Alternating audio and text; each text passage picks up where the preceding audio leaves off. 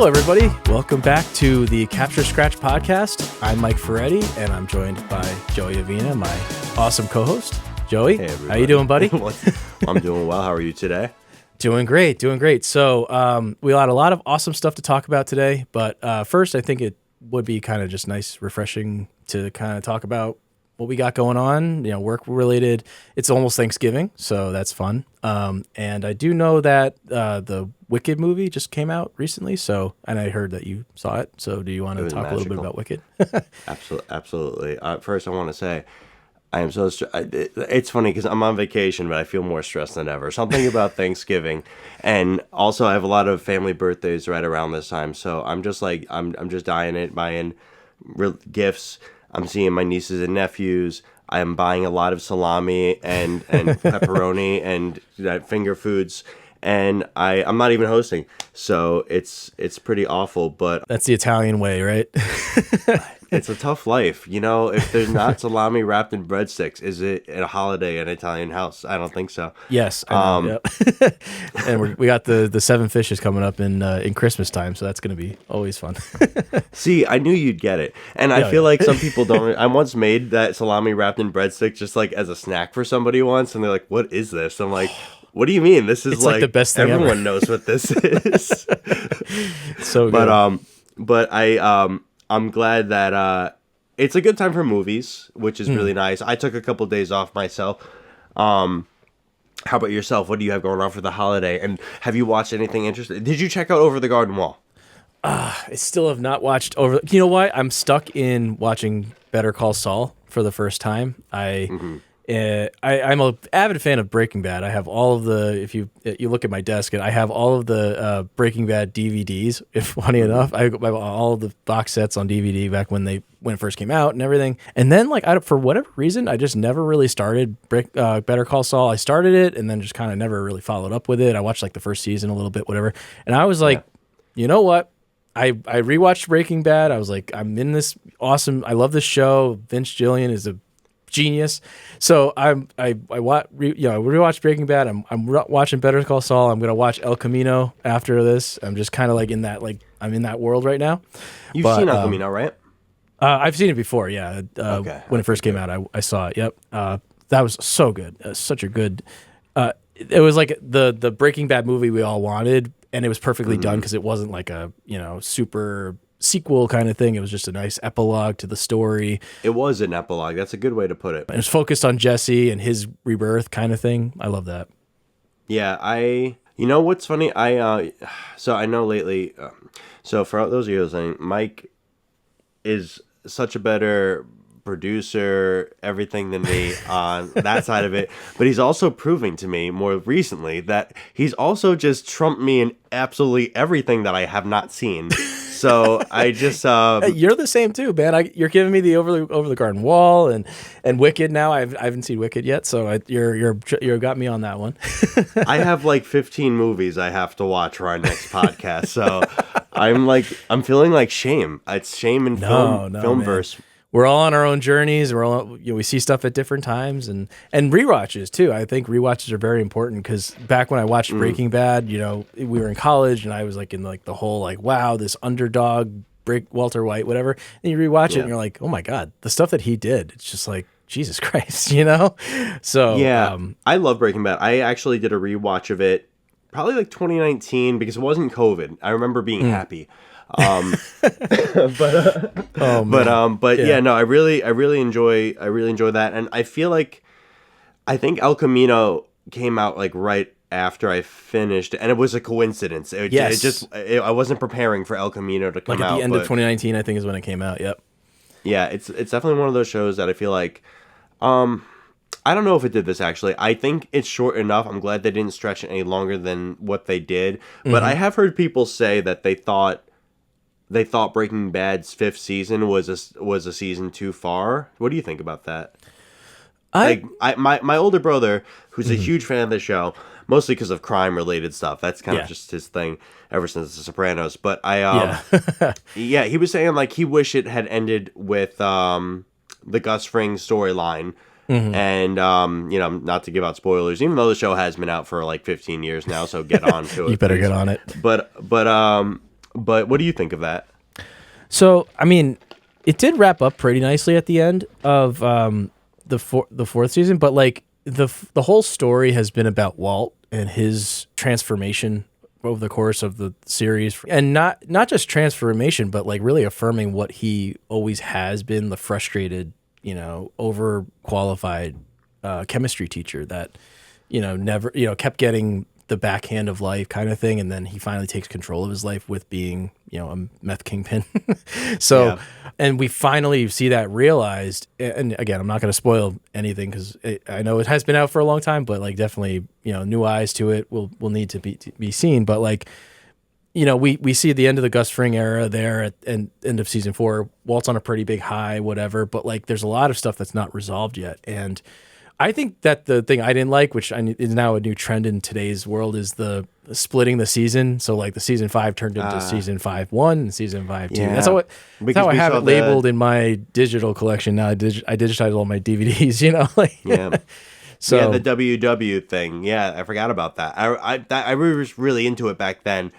At that point, right. I So it's like got out of Breaking Hank Bad finding and fell that back at the in. end of the 4th season is like, then so. I almost forgot that on my rewatch because you just binge it nowadays, and it's kind of nice to be able to just get through it and not think about it. Like if you think of it with season 5 completely lopped off, like it would be like almost a cliffhanger at that point. It would be like oh, what the heck, So You know what? Yeah. You know what's grinding my gears lately with television shows is not committing to a amount of episodes per season and then shortening up the last like Game of Thrones did it. Yeah. The Umbrella Academy did it. Oh my God, did you see it? It crashed and burned.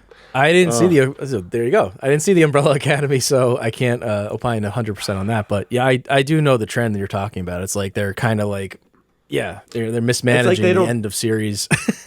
I don't know who's doing it either. I feel like it's more the studio does not want to offer up the money for what they need to do to stretch out. Like I heard a bunch of people say that they've heard rumors that Game of Thrones wanted to be like 10 episodes for those final 2 seasons. And while I'm not sure that would have saved it, based on what we did see, I do think it would have been good to flesh out that story a bit more, because we were like, the first season was 8 episodes, and then the 8th season was 7, I think. So, or maybe even 6. So we were like 6 episodes down from what of story. So 6 hours of story that we just missed out on. Probably could have really wrapped it up nicely, but yeah, and that gives the writers time to like breathe a little bit. Like it if you feel like when you're, okay, we're confined to we renewed a show for 4 episodes shorter than we thought. It's like, holy shit! Like a manager writers room being like, what the heck? It's got to be tough to be like put in that situation creatively, because you're like, I wish I had just had even 2 more episodes. Like an 8 episode season is still short, but that would have at least been a little bit better.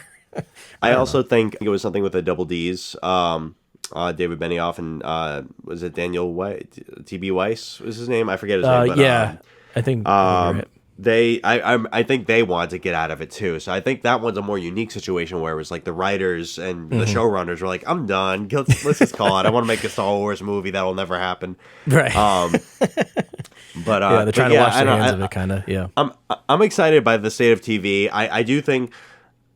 So there are things that are bothering me about it, but I do think I hopefully think they're learning from it.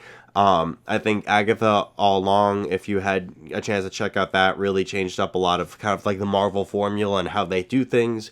And I'm curious with Stranger Things. I know people keep saying like they're going to be like, in their 30s by the time this is done. One, I kind of like that, because 80s movies always had teenagers played by people who were older, so it kind of fits. And it's like, take your time, guys. Like, finish strong, please. Don't do it right. That's another show that like they take their time every time they make a season. It feels like sometimes it's 2 years between seasons and or more. I like that, and that's great. I've always liked that. It's like always an event when Stranger Things comes back. Oh, it's amazing! Like a huge like theatrical event every time. Yeah, and and no, this is the final season that's coming up, but and the anticipation's been there. But because I remember, I'm trying to think.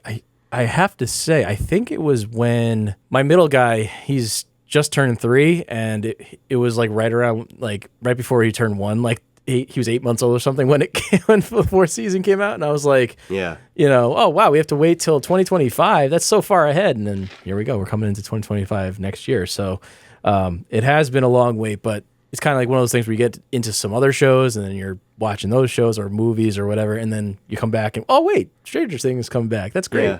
So, I think another scary thing about it is just like getting older and the passage of time. It's just like, I don't know, a couple of years ago, 3 years, and I'm like, Jesus, that's a long time. Now it's like 3 years. I'm like, oh, that's not so bad. We can wait that long. But it's like, like, geez, what am I going to look like in 3 years? yeah. I mean, it is crazy. Like the passage of time, what that does to your mindset mentally and stuff. And also as far as filmmaking and when you watch TV and stuff, like we've been saying it, modern TV it's almost like watching movies, and whereas TV used to be very like high key lighting and sitcoms and that kind of thing. So the landscape of how, I guess it is a lot due, I think, to the accessibility of higher end production tools.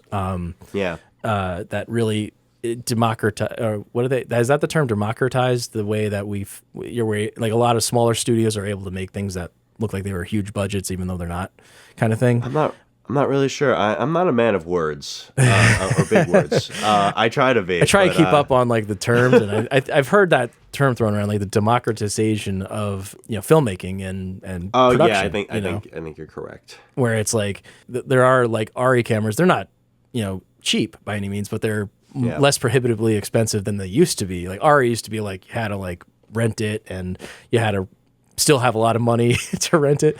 But now like you can get like they're making the smaller Alexa bodies. I think they have like 35 super 35 millimeter one. That's probably like 14 grand instead of 40 grand, So yeah, I mean, and also look at like all the Black Magic cameras. They've really come a long way in what they can produce, and they do really operate like cinema cameras, and they're also tiny and very affordable. And it's funny because I go back and forth with it because it's kind of like everything's flooded with it now. Like I come across friends who have become like video people who had nothing to do with it like 10 years ago, and I'm like, why would I be upset by that? That's neat that they're able to do it. Maybe going to college for it and spending money on it makes me a little jealous. Because I do tell people nowadays, like, I don't know that I would go to college for it now. Right. Maybe learn something, maybe get a different degree and just do this stuff while you're there, because you could I feel like I also learned a little so QFS much action while you're there. Oh my gosh. I don't have my, I don't think I actually did get one. I don't think I ever had one, actually. You didn't? Oh man, I was the director of promotions or whatever for a little while, so I was in charge of getting the merch. That explains. You know what? I didn't buy a lot. I think we were getting so many free T-shirts and stuff at college that I was just like, I don't need another. Just back off. I don't need more. Well, that's the thing. I don't know where my T-shirt is, because I remember we had the T-shirt, we had a hat, which I found my hat. We had a beanie. I found the beanie. And the sweatshirt, sweatpants. My sweatpants, they lost their the scrunchiness of the waistband, so I chucked those a long time ago. It's a shame when that happens to a good pair of sweatpants. Oh, I know, man. And it also shows the quality too. Like if you can get a solid waistband, and then the pants themselves could be a little jank, whatever. But like as long as you get a solid waistband in there, you're good. Yeah. But yeah, we had everything, I remember, and like I had like one of everything, because I was like, oh, I'm the director of promotions. I probably should wear all the merch. But it was cool. It was fun. But and like I know that there was a couple people I know. We won't name any names, but I know there was a couple of folks in QFS that they were like a different major. They were like a health major or business major or something like that, and then they would. They would do QFS, but they would still participate in the productions as if they were a film student, and they would learn the techniques. But degrees are becoming much less like here's my proof of going to school. It's more like I knew somebody at Quinnipiac, and we were in the film club together. But this person was a great. I mean, DP, it is the business of connections, isn't it? It's like. It's not necessarily. I mean, I feel like there's a ton of people out there that I met who've never gone to school for it, and they've just kind of figured it out on their own. And I feel like back in the day, maybe I don't know what time frame it was, but I feel like there was a point where it was more introduced into the college system, and that's kind of when people took it as like, oh, well, I should be studying that, you know? Right, right. Oh yeah, no, film programs are a relatively new thing. I feel like it's just kind of like it used to be more of like you were almost like a tradesman when if you were in the production business and you kind of like, oh, I'm going to be an apprentice and just kind of like I'll jump on, or you'll be start out as PA and then just work your way up through the ranks, which is a lot of it what it's like now when folks go out of college and they go to LA and stuff. But that is and was definitely the norm. Have you visited our alma mater recently? As recently as maybe a little over a year ago.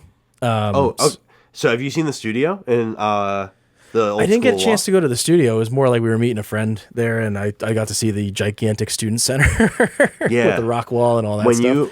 When you get a chance next time you go to Quinnipiac, I would go to the old law school because that's where the new studio is, and it's a whole new world. So while I simultaneously say I don't think you need to go to school for it nowadays, with how prominent photo and video stuff is in the world today, it also kind of is like this double-edged sword of like, yeah, well, why isn't it a more formulated thing? So I'm curious too of how much more practical education they get than we got while we were there. Because if you remember, I don't think we didn't get any production class until sophomore year. You're right. It was very much a gen. I don't know. Did we take any proper media stuff? Like we had. Media. What was his name? Was it Kalia? With Kalia. Yep. That was No, sorry. I had somebody else for that. That was Medina. I had. He was the sports guy. Oh yeah. Remember him? He was a really good dude.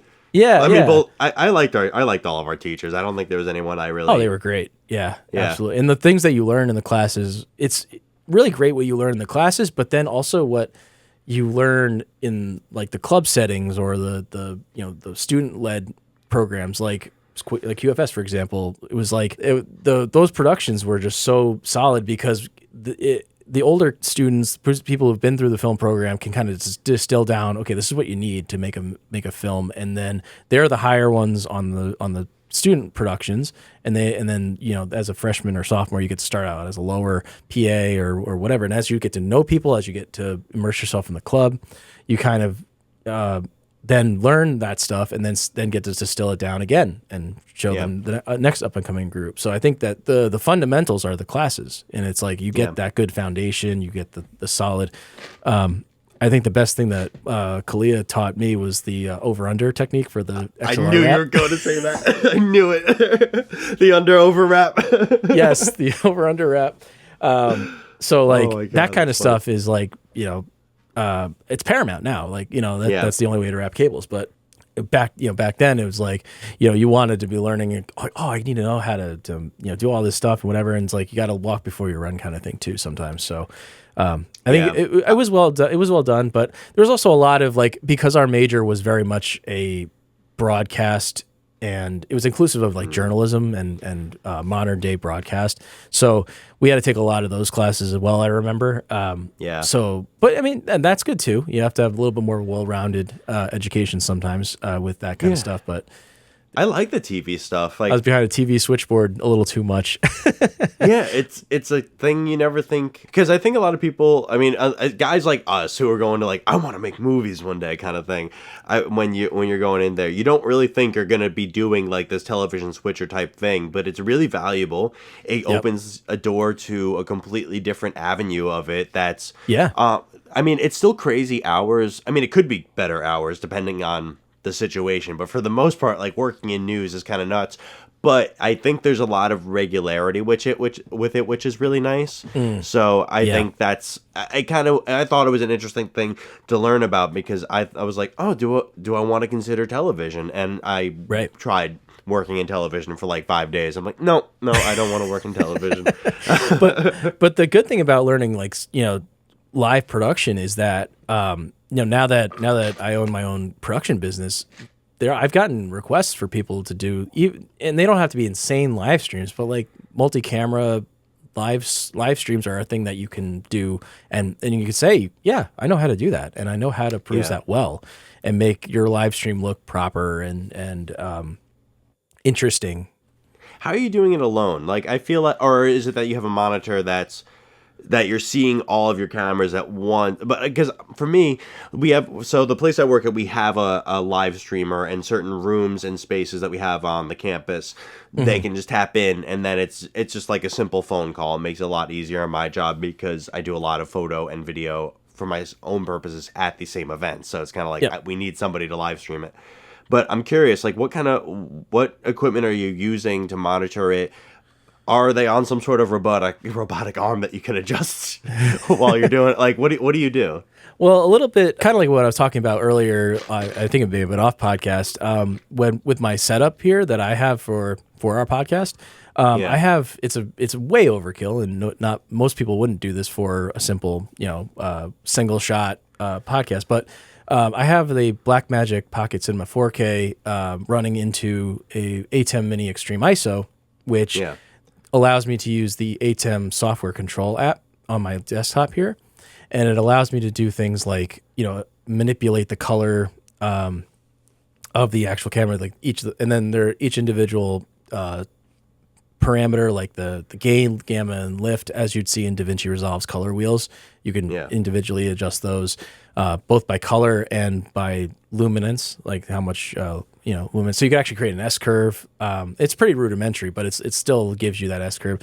So you can see your other cameras, I see. So you can adjust them. So you can adjust them remotely, and it's all through the HDMI cable to the Blackmagic ATEM switcher, which is because it's Blackmagic to Blackmagic. They were able to do that kind of functionality. I could actually open and close the iris of the lens. So if I do this, I'm making it darker just by the lens. Oh, cool. So you can do that kind of stuff. Sick. Yeah. So you have a lot. It's again, you don't have every control. So I mean, maybe somebody in our comments can correct me here, but I couldn't find a way to actually start the recording of the 4K from the switcher, which would be helpful. I'm sure there's a way to do it, but I'm starting to do this. But as far as live streams go, I like it running through the switcher in case I do, as our podcast grows, maybe I do some sort of other angle that I have going in here, and that kind of thing, to be able to have that functionality. I mean, I have the Extreme, so it has 8 inputs. I don't think. I was gonna say just when I think I'm starting to get up in the world of gear and stuff. Like I got my great lights, I got a couple different mics going on over here. Yeah, I got dude, this great you got a lot of good monitor, stuff. but then you come along and just tell me about your Blackmagic switcher, and I'm just like, okay, I've got a lot to learn still. Well, on that topic, something I wanted to ask you about was, so one topic we wanted to generally touch on today was our some interesting film gear that we use that's maybe got a unique purpose sometimes, but it is good to have as an owned piece. And I wanted to ask Joey about his one wheel. So Joey, can you tell me a little bit about shooting with a one wheel? Yeah, it's really hard and scary. I'm still, it's something that I'm still working on with it. I really wanted to be able to get some good moving shots with it. I've done one video on my Instagram that features my friend Bobby just running around a track. It's really very much a test video. But it actually has some pretty cool results. It's a little hard. Panasonic, as you know, it's not the greatest autofocus. It's gotten better recently, but as a man who's never had to use it so much before, it's figuring out the right features to use is also a learning curve. Make sure that eye detect is on there. yeah, exactly. I would say what's great about it is you definitely need to have a different person there to kind of help you. So if you're using a gimbal setup, which is what I've mostly used, you really have to have that person there to kind of hand it off to you so that way you can get up there, make sure you know what you're doing. It does have a feature that I have set up that's called Simple Stop, essentially. So that way, the way it works is it's kind of like you're riding a snowboard, but it's a skateboard with the one wheel in the middle of it. But you press forward, you go faster. You press back to slow down / stop is the setting that I have it on right now. There is another setting to it that you could actually have it go backwards, but I do not feel confident enough in that yet to do it. I've been riding it for about 6 months. I've definitely gotten really good with it, but it's got a lot of really cool features to do that. It's really nice to get that really smooth effect, especially if you know that nobody's ahead of you. You have a clear pathway for running and moving shots. It's really so smooth, and it's nice to not get tired and be able to get like a low shot, a high shot, and still keep it smooth the whole way out. So I'm still definitely learning with it, but something else that I've really found is very useful about it is really nice to just move stuff back and forth. It's become like almost a tool on set for me as well. Nice. So like on wedding days, like there was a wedding that I just did this past June, I think this one was, and they were getting ready in two houses really close to each other, but it was still like, okay, that's going to take me like 5 minutes to walk back and forth. Right, so I just set up the one wheel outside of each house every time, and I just would zoom back and forth with my setup. That's and amazing. I would just carry my tripod over my shoulder, Yep. maybe throw my backpack on and have the camera in hand. And a little risky, but once you really get the hang of this thing, and I really implore anyone who's getting one to get the hang of it and to wear a helmet the whole time, it is a very fast piece of machinery, and it is not to be trifled with. You have to really do it with respect. But it is really nice to be able to get your setup back and forth and get very heavy items somewhere much, much quicker. And it's interesting because it's also, you're not taking the steps. So Right. it's like you are literally getting a boost everywhere. And I would say the place I use it the most this past year, we have something called at my school called summer programs, which is just an assortment of different like high level academics that you can take to kind of boost like your resume and to kind of get like some cool things under your belt that you might not have had the chance to learn elsewhere. But it's hot out, and it's really hard like walking from place to place all over campus with this big backpack on. Right. While I still have that, being able to go from A to B, you feel like the Silver Surfer. You feel like it's like a superpower because you should not be able to go this fast on it. But I'll say like it really saved me a lot of heat and exhaustion the whole summer because of its capability of just moving you and it being so small and portable and being able to put it where you need it. It's an incredible piece of hardware. But if you want to ride it, I suggest using somebody else's first because they are very pricey, and also just really doing the work of learning how to use it before you take your very expensive equipment on it with you. It is really something you have to learn how to do. But I do know a lot of filmmakers who use it and use it very effectively. I know this one guy, he's on Instagram. He's I think he's from Mystic area. His name's Tom Shaw. Really cool dude. And I've just started following Tom. Yeah. Oh yeah. He's really cool, and he makes some really high end stuff. He's got that FX6. Oh. The FX6, talk about gear. Yep. But he makes some really interesting stuff with it, and it's become so part of his repertoire. I've seen him go to places and say, hey, does anyone have a one wheel I can rent for this shoot? Like, it is so part of his package, and it's really neat, and it's very effective the way he uses it. But it's tough because I'm myself, I've been doing a lot of like narrative shoots lately. I've been making a lot of shorts. I'm working on a web series right now that we're hoping to get onto Amazon Prime with my buddies. It's called sick. Rewired. That's awesome. Out for it. But for me, I'm trying to learn a lot more about cinematic movement. I love my gimbal, I do, but sometimes I'm not crazy about the look. Sometimes it just feels like it's too today, and I'm trying to figure out ways of getting better cinematic movement infused into my work. That's not just the gimbal. And that's not, I don't know, I'm considering getting a slider. I'm considering getting a dolly and track, but I'm like, how often am I going to be able to use that? So I don't know. That's my big challenge right now, is getting more cinematic movement into my stuff and stuff that feels more sweeping and more film-like. And I hear that you have something that does just that that I'm going to borrow soon. I do. Yes. So I do have the 9 Solutions C-Pan Arm 2, which is a slider jib combination that is it basically is able to give you the flat movement of a slider, but also if you're the chassis that holds the camera is able to be tilted in a way so that you can have the move go up and down like a jib would. so you can actually have a jib over. You can have it, and and you can do parabolic moves. So there's a lot of different ways that you can make moves, and it has a counterbalance system. So you could put pretty heavy rigs. I think the max is like 10 or so pounds, maybe a little more. You can put a beefy rig. I've put like a C300 Mark II on there, and it's done. It's a little scary, but it does fine. You have enough counterweight for it. You got to make sure you have the counterweight. That's my big thing. You gotta. I mean, it's like with any jib, you have to make sure you counterweight it properly. But once you do, so there is that one caveat there, is that it's not a solo person. Like I use it, if I'm using it solo, it has to be with a small camera. I cannot use it with I use a bigger camera and have, I mean, even with a small camera, I don't like using it by myself. I did do some in studio work by myself with it, and it takes some time to get it, to change shots. So if you're doing a shot, a very quick, with a couple of shots here and there, then I would use it like on a half day studio shoot. But like, if you're on set and you're getting paid for, obviously, time is money kind of thing, and you're in a location you're not going to be able to get back into kind of thing, make sure you have at least one or two people with you to help you reset the tripod.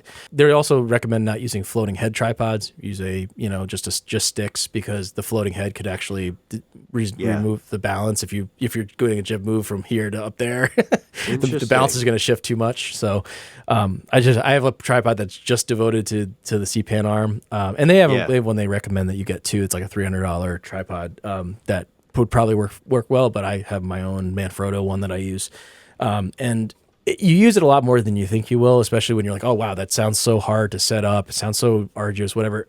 When you start using it, it's replaced all my sliders besides my motorized one. I have the Cinematics Lynx motorized slider, which does the panning and tilting as well, which I love. Wait, can you say that again, please?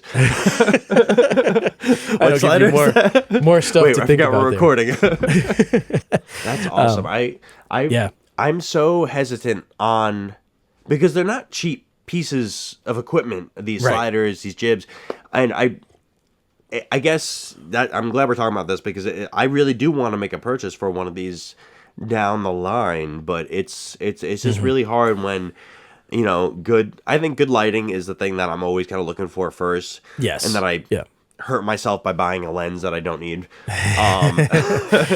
Lighting is its own thing. Like, especially if you want it, if there's a client that's going to be able to pay you enough money and stuff like that, you could definitely also hire a gaffer too, to make sure that you have the right lighting modifiers and the right lights and stuff like that. But getting your own solid lighting kit so you don't have to do that is also really great. But also, like, because we're filmmakers, cinematographers, and videographers, like, the camera movement is our main thing. Obviously, we want to light it properly as well when we're doing one-man band kind of stuff. But what's kind of funny about movement and stability is such a fascinating thing to me.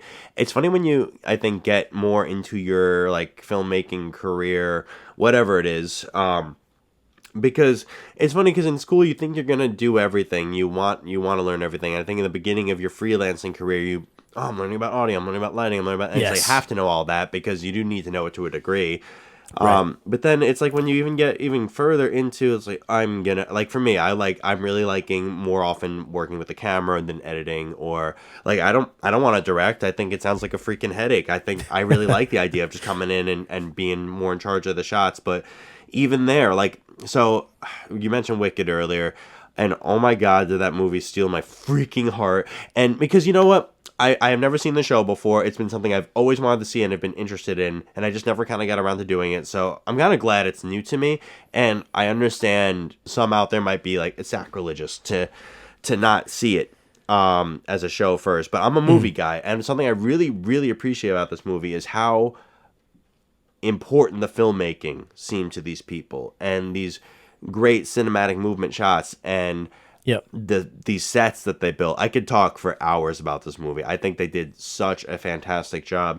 But I was watching a little behind the scenes on how they filmed some stuff, and they were talking about the DP was talking about, we have a really great Steadicam shooter, and it's like so interesting to me, because it's like you think once you hit one or the other. But it's like, no, it's like you could be the DP on something, but there might be somebody who's much better at a steady cam or stabilizer shot that is going to run and film there's piece. like the camera ops, there's a assistant camera ops, so like, and then they're all working for the DP, so the DP kind of can just, a lot of times there are DPs that'll get the camera on their shoulder and get shots and stuff like that. Yeah, definitely heard that before. Roger Deakins, I think, does that a lot.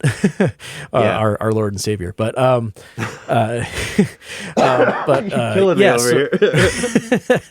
But like, there's a lot of times where you surround yourself with these specialists, and that's also got its own merit too. And again, those are for bigger productions. So if your budget, like Wicked, obviously has the budget to do that. Absolutely. But when you are working in an indie format, it's like when you're the DP, that rolls a lot of roles into one. Where you're the first assistant camera, you're the camera op, you're you're the Steadicam operator. A lot of things fall on your shoulders. I was just doing a shoot where I was basically all those things, gaffer, audio guy. I was like, wait, how am I doing both of these things? And right. Switching it from the full rig over to the stabilizer. It's like, all right, I guess we're running through a hallway right now. And we're getting this shot, and it's just like I hope for the best. And that's why the separate audio guy definitely always is a plus. Separate audio guy. Yes, please. Is money. It's just so helpful to not think about it. Like, even running audio for this podcast right now. It's all over the place. I'm just constantly thinking about it. It's like, am I making sure I'm capturing it? It's somewhere our voice is getting captured somewhere. So audio routing and all that is very, very important too. Yep. You should check out this movie though. I don't know if you're into musicals. I'm kind of like I like that sugary sweet stuff a lot. I have no shame. I don't care what anyone thinks. I'll say whatever I want to say. But I think just for the sake of seeing these sets they built and seeing some of these shots that they achieved in this movie, oh my God, there's this I don't know if you ever heard about Jonathan Bailey, but he's just one of the most lovely creatures on the planet. It's just so damn charming. He plays Fiyero in it, and they're doing this scene. It's so funny because like everyone who's seen the show knows this like the back of their hand, and it's like, here I have News World of this new story called Wicked. It's like, wait, I saw the movie Wicked, and this is like stop. The press is here with this. I think this is gonna be a hit. It's like, what? It's been a hit for forever. Exactly. But so they built this set for this scene. I don't know if you want to check it out quick, but there's this shot that I think we should check out because I can't even begin to fathom how they did it. Let me get things going here, and we'll check it out. And our podcast listeners will also be able to. Oh, our listeners won't be able to see it, unfortunately, but our viewers will be able to. So here, you and I will watch it together. So watch us on YouTube, guys. Damn. Yeah. We'll leave the link to this in the show notes, but we're gonna watch this first shot, and then we'll talk about it.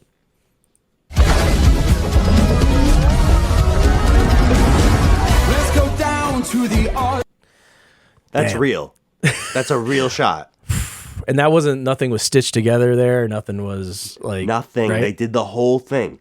Jeez, that is just amazing. It really. Yeah, let's watch it again because it went by a little fast. Yeah, no, let's check it out. Yeah, because that was very solid. So I'm gonna play it one more time. Look at the set before you even touch it. Look at the set. Look what he's holding in his hands. Right. There's so much like detail, attention to detail. That's like enough. I mean, I was actually gonna say that too. Like musicals, like you mentioned, like not 100% the genre. I'm like definitely more of like a horror guy and a crime drama guy. But I love me musicals because of the attention to detail and just because like when you watch a play on stage, it's very that same experience. Like they're trying to get like the big scenery on there, but a lot of times if you're especially like higher up in the seats or something, you can't really appreciate those small details. But when you're watching a movie that's a musical, they're able to get these shots that are like nice and close, and you're able to see the you know real what too about that. craftsmanship. That I thought was really just lovely was the changes they made. I would imagine for these close-up shots and these moments of emotion that they had to stretch out a little longer for the film. I'm like, that is how you make a transition from theater, from the stage to a movie, and justify the reasoning of its existence is to show us pieces of it with filmmaking and with the camera that you could not achieve on say. And I will defend movies to the day I die because I think it is one of the most beautiful art forms there is. Absolutely. And I just think, I really hope you do see this. If you could spare 3 hours of your extremely busy life to go see. Yes, and that's also a call to our listeners and viewers to do the same. So let's check this scene out. Let's watch it again. Yeah, I feel bad. Are we stop us? Like amazing. Down to the odds. Like just How do you think they did it? I mean, they had to have. I think it's a stable. It's like a I think it's like an on-stick like steady cam that they had that they held out, pulled through. Yep. And I'm not really sure what happened with the flip. I know the whole thing's real though. It had to be like they pulled back and then had the rig where basically it flipped the camera up to follow and then also, but it also had a turn. It had a turn to flip back down to a regular horizon when it landed there. So I don't know. Yeah. I don't know what's going on. I'm not good enough, Mike. Not good enough. Well, I mean, I'm not the DP. We should. So you said you watched this whole behind the scenes video that we will link in the show notes. Did they talk about like how they did this particular scene, or they didn't really get into it? Yeah, it was really fascinating because it's with these huge productions. It's really fascinating to see how much work goes on the back end of it, and you know, they could see the work put in through the final product. But a lot of it was talking about, you know, just blocking it out. They made the set in Unreal Engine to see what the lighting would look like because they wanted the lighting to look very naturalistic. So they're shining huge daylight colored lights. And they're saying like the backlighting of the whole scene they were really concerned about. And I think it was really bold for them to go for it. But they built the set in Unreal Engine to see where they can get the lights in there. So that way where these people land in the framing, they could get those shots that they needed. But they were saying for that scene in particular, so that bookshelf thing, that's real. That's a real rotating thing. There's no CGI there. Maybe something a little bit just to enhance it. But they're like dancers and parkour artists, parkour practitioners. I don't know what they. I think artist is the right word. But parkoursmen. They had them parkoursmen. I think that's it. So it was all real. So I do know that it was a steady cam that they were using. But I don't know if they had multiple cameras throughout. I mean, they don't cut. It's something they just sit on, which they have the what is it? I hate that I'm blanking on this now. It's the Triton or Trinity rig, the RE Trinity. That's it. It's the RE Trinity rig. Have you ever heard of that? Where basically it's Trinity. It's like basically it's a steady cam with basically like a gimbal on it. Yeah. It's like that's the way that everybody, there's like, if you look it up on YouTube, there's like the poor man's RE Trinity kind of thing or whatever, where you basically put a gimbal, like a, you know, DJI RS3 or something on a old school gimbal, like one of those one of those old school. Oh, a steady cam. Gimbal. Oh, I see what you're saying. Okay. So basically you're able to like, you have that like fluidity. The weight balance on the bottom. Yeah, and you have that fluidity of the movement from the gimbal, the mechanized gimbal, where it'll keep it like, you know, level or whatever. And then you also have the old, you know, those old school gimbals that we all had at one point that have the, you know, the long body. Yeah. So you're able to get those like kind of like craning shots still with that kind of rig to get that, like, you know, where the camera will then be able to turn in the 360 degree motion to do that spin flip kind of thing. Because there had to be some sort of like dollying or you know, steady cam pullback, and then the camera itself had to do a turn, do a flip when he jumped over it. It had a, you know, it made that move. So I don't know. Have you ever had the pleasure of using one of these steady cams yourself? I really kind of wonder, like, was the switch to electronic the better choice? Like, I almost like the fluidity of the Steadicams better than what we have today. No, I have not used a proper Steadicam, like an old school like Steadicam, and I really would love to, because that, I feel like, would be the closest I've gotten was using one of those Thanos arms for the gimbal to kind of like hold the gimbal and help, you know, kind of move. But that even isn't, like, that's just more to get the weight off of your shoulders. Like a Steadicam is truly a different, it looks different. It's not like a electronic stabilizer or anything like that. So Yeah, I'm not sure. You know, I have an RS3. It's a great piece of equipment. I use it all the time, Yeah. and I definitely want to get better with it because I think that's also another piece of it is with your equipment that you have. I think it is important to really, and it's hard for us because it's like not all equipment is called for all the time, so you don't get as much practice with it. But I think you should learn the thing inside out because there's a chance it can do the exact thing you want it to do. Right. But like I'm trying to shoot more action scenes for some of the narratives that I've been doing lately. Yeah. And yeah, I think it's possible, and I think maybe because we see it so much in social media now, in everybody's short films using a gimbal of some sort. The look is so electronic. You're right. It's gotten to be very floaty and like, you know, and you could tell that you're on a gimbal at this point. Like you said, everybody uses it, so it's like become like kind of like. And that's the thing. Like it used to be like, oh, you could tell like an amateur being like a shaky cam versus, but now it's like you could tell it's amateur almost because you're just throwing it on a gimbal and I'm just gonna follow the action and whatever. It's like nobody's doing anything interesting with. Like I love when jib shots are motivated, like, you know, by the action. Like if somebody was say jumping off of a ledge and you had the jib go down and follow, or this shot like where the person is running at the camera and jumping, you are following the action, you are following that whole, you know, I mean it's an amazing shot regardless, but like just the fact that it was motivated by his movement is also, that's storytelling, right? So I think that we've especially with gimbals, it kind of gives you the freedom to move, but it doesn't give you the freedom, or I mean, it doesn't, not that it restricts you in any way, but it's like it lessens the barrier to like really just like break out and like think about what is this shot doing. It may be cool, it may look cool, but what is it doing as far as like telling the story? And well, I mean, if we want to jump into this, we did plan on talking about. There's the scene from the movie Contact, 1997's Contact. Yeah, craziest scene take a in the look. world. Save him, Jody.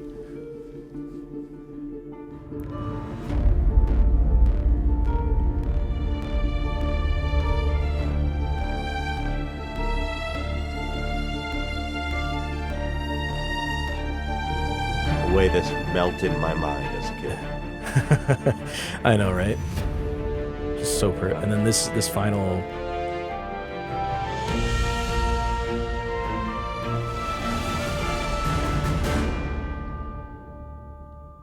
Boom. Yep. Oh, heartstrings, Yeah. man. Heartstrings. That's like, oh, that scene. Great scene.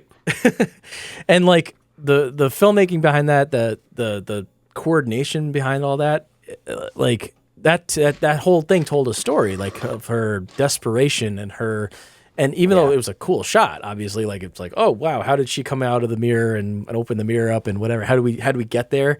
That's all fun stuff to think about too. But like in the moment, you don't even think about that. It's just so seamless. It just everything. It's flows an so emotional nicely. scene. I'm actually kind of affected by it right now. A little Right? bit. Yeah.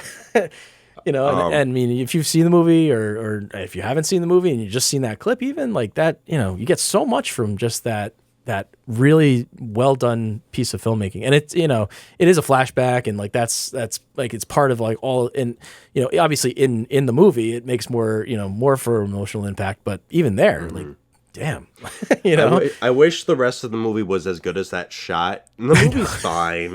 It's fine. I just wish it's really confusing. There's some interesting parts for sure. Right. Like the language, like talking about math and stuff, I thought was really fascinating. I just wish there was more confirmation because they really kind of leave it up to you.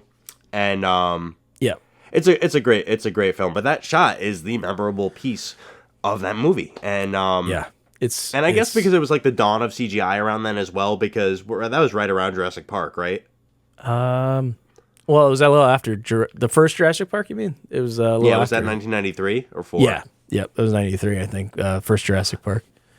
In a way, it was almost an interesting time for that because being able to use like CGI in that shot, I think, was something unknown. Like we didn't know that could have been, like, we didn't know if that was an in-camera trick or something that they were using digitally.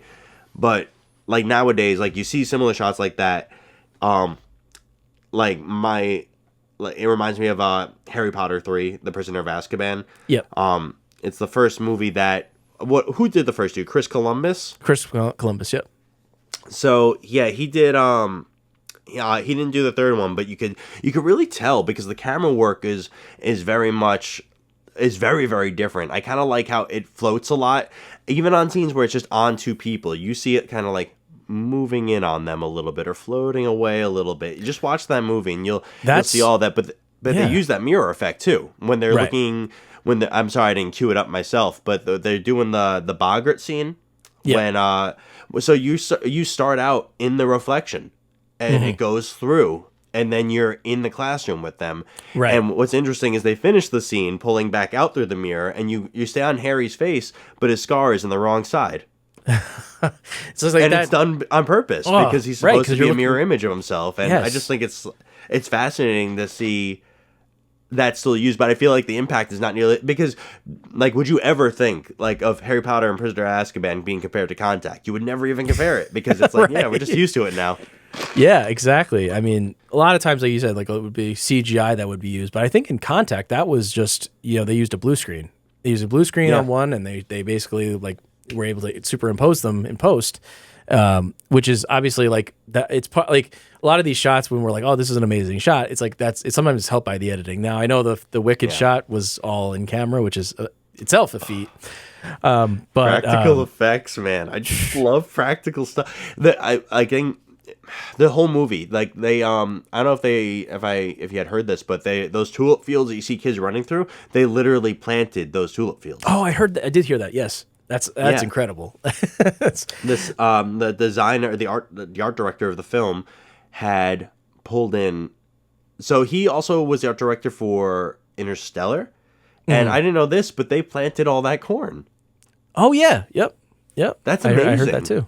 It's. Like you said, like nothing beats practical effects. I actually did another thing I saw on social media was that I saw this like it was like behind the scenes from like one of those. I guess it must have been Gladiator or one of those movies where there's a lot of people right in the stands, and you're like, oh my god, like how do they get so many people? So many extras, whatever.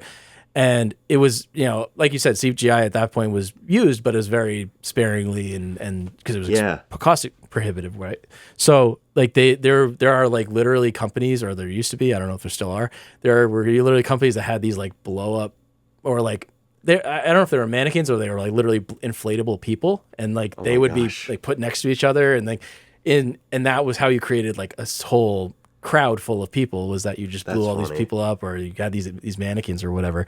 And I'm thinking back like, wow, imagine like the just the amount of people on set that had to be the wranglers of those things, like they actually, so I heard they did that for what was the movie Anger Management with Adam Sandler and and Jack Nicholson, because they have that big baseball scene in Yankee Stadium at the end, and they were saying that a lot of and you could see them even in like the medium shot, where you see like a good amount of people around him. But there are cardboard cutouts around him. Like, oh my god, it's incredible. See it. Yeah, it is. It's fascinating, and I also like nowadays they would just digitally put all these people in there, right? Like they wouldn't even blink an eye at doing that. But it's cool to see like that. There's a practical effect to just putting mannequins or cardboard cutouts in. Did you happen to watch Agatha all along? No, I didn't see it. No. So, I would say. It's kind of reminiscent. I mean, not reminiscent. There are direct references to The Wizard of Oz. There's a lot of Wizard of Oz infused in this. And it's actually, I think it really benefited that it came out before Wicked, so that way it didn't get too much of a comparison, because there's moments where she's even dressed like him. But another show that's used a lot of practical effects, and I think a piece of equipment that I want to talk about, because I know we're running pretty long here, but I think that deserves a real comeback, is real backdrops. Yes. And they use a lot of real backdrops in this show, and forced perspective and old school cinema. And they did a little bit with Wicked. They did the same thing, and that's like what they did with Wizard of Oz. Which today you think about Dorothy, the Tin Man Scarecrow, and the Cowardly Lion doing the dance to the Emerald City, and it still holds up today, because it's like that backdrop, that artwork that they did just works. Or And in Agatha All Along, I think it's really fascinating. I don't know if you've seen the scene with Aubrey Plaza with a knife. No? I don't want to spoil anything, because there's a lot to it. But no, I haven't. Highly recommend checking the scene out if you haven't seen it already. If you do, just know it's kind of far into the show. But they essentially break open part of the scene, essentially. And they reveal some stuff is like, old movie magic. But the way they do it in the story is so fascinating and so beautiful to see this real practical effect being used to express what they're trying to express. Yeah. And it's just, I think if it's a really impressive Marvel show, if you think Marvel's down and out, like they come up with stuff like this and they show you why they're still top of the line. Really, really cool show. The practical effects in it are fascinating. And I think we need more of these backdrops rather than what they're using on The Mandalorian or green screen or blue screen, because Right. I don't think we need to be spending money on all of this fake stuff or, Right. using so much of our efforts. Like these poor VFX houses, like they don't have time for that. Right? Like they're overworked enough as it is, like with movies like the Zack Snyder's Justice League. that nightmare. Yeah, I feel really bad for him. Like it's Yeah. But I mean, there's an over-reliance on it in Hollywood, and I think, Yeah. because superhero movies make money and they want to show us that spectacle, but I miss them being more creative. I miss having a lack of resources in a way, because I feel like they were more creative back then. Watching that behind the scenes of that Dancing Through Life scene, I did hear the DP and the director saying, because the bookshelf that was rotating was real, it was a real challenge to get the insurance for the film that they needed. And it's like, yeah, that's a consideration. And it's like, yeah, you have to have, for things like that, you do have to have real pull. But I'm glad to see directors like Jonathan Chu pushing that forward and bringing it back, because I really hope Hollywood sees us react to this. And I really hope it does very, very well financially. And I think it will. I think it's already on that trajectory. But I think people crave it. I think people crave that real stuff. And I also think people crave more family, down-to-earth, real situations, which is very rarely seen in theaters nowadays, because I don't know, Hollywood's it's gone a little bit backwards. It's lost its soul a little bit with that stuff, but I think it will come back, but I think it needs to figure that out. Absolutely. Well, thank you everybody for watching this episode of the Capture Scratch podcast. We had a great time talking about just all this great camera moves and gear that is necessary, and I think honestly the return to form for Hollywood, I think, is a fun way to end it, Joey. So thank you again, buddy, for the great conversation, and we'll see everybody next time. Thank you, my friend. Well, always a pleasure, and we'll see you soon.